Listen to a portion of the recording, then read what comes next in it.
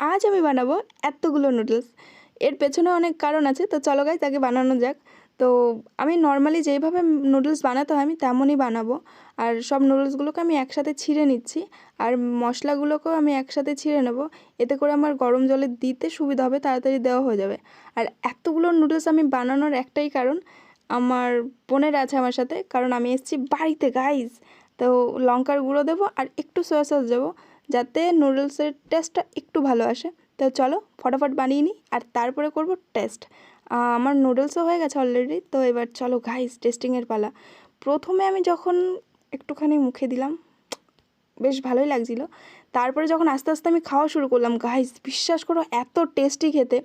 এটা আচ্ছা আচ্ছা নুডলসকে হার মানিয়ে দেবে। আমি এতগুলো কোরিয়ান নুডলস ট্রাই করেছি, তোমরা জেনে থাকবে, তো সেগুলোর থেকে অনেক ভালো খেতে এটা। 5 টাকার নুডলস।